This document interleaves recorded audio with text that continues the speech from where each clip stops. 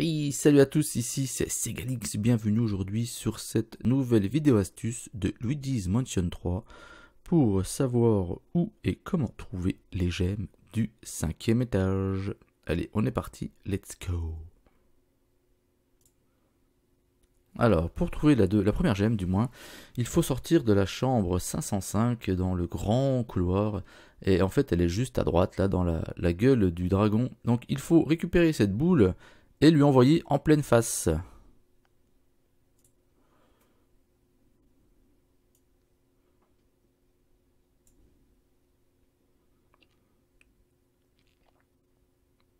Et voilà, donc comme ça, tout simplement. Allez, vise bien, mec.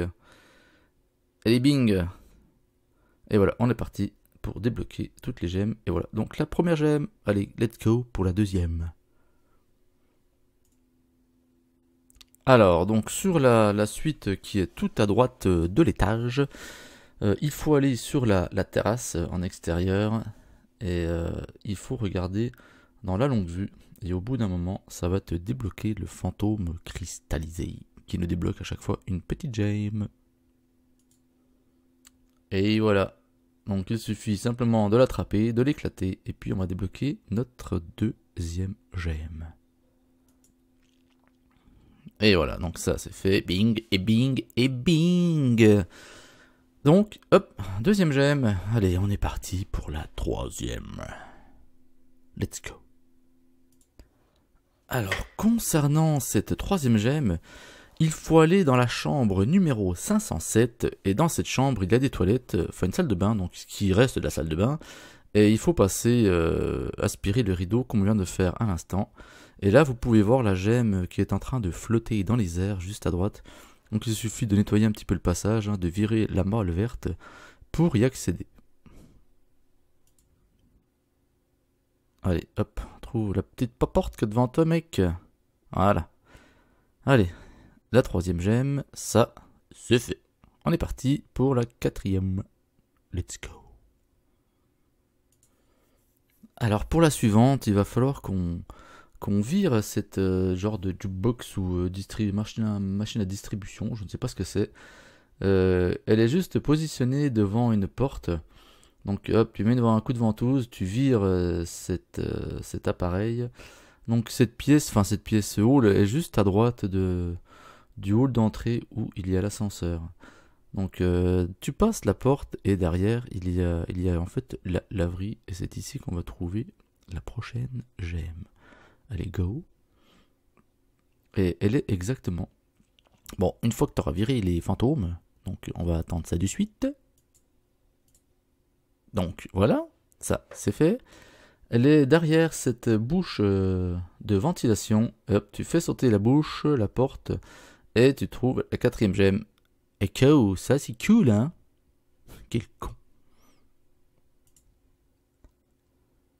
Alors, donc pour la suivante, donc tu es dans le hall d'entrée où il y a l'ascenseur. Il faut virer ce gros canapé. Donc là, sans l'aide de Gluigi, t'oublies, tu peux pas, c'est pas possible. Tu vas ensuite, voilà, à cet endroit-là, et tu révélescopes juste après la pancarte 501-503, où tu fais apparaître la porte de la chambre 501.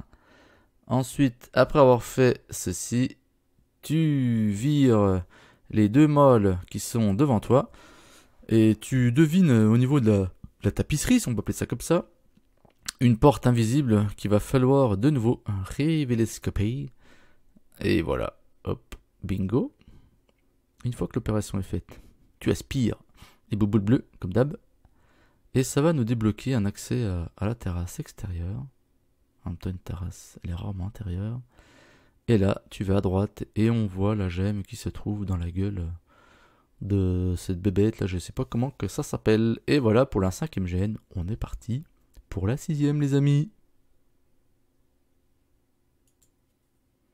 Et bien pour la sixième et dernière gemme, donc tu quittes la chambre où tu viens de trouver la cinquième gemme, la chambre 501, 501, et à droite, tout de suite à droite, donc là, et bingo, de nouveau, tu vois au niveau de la tapisserie une porte fictive.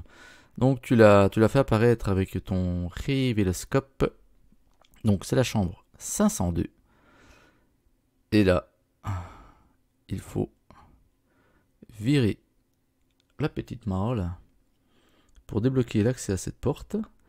Et tu arrives dans une salle de bain. Donc là, il y a quelque chose à faire avec... il va falloir nous aider avec Gluigi. Il va falloir l'envoyer au sous-sol. Au sous-sol. À l'étage inférieur, du moins. Voilà. Alors, il faut virer ces morceaux de bois. Et puis, tourner le volant pour activer l'eau du robinet au-dessus vers Luigi. Voilà. Donc, chose faite. La pression, elle est mise, elle est envoyée au-dessus. Donc une fois que c'est fait, hop, tu reprends la main sur Luigi.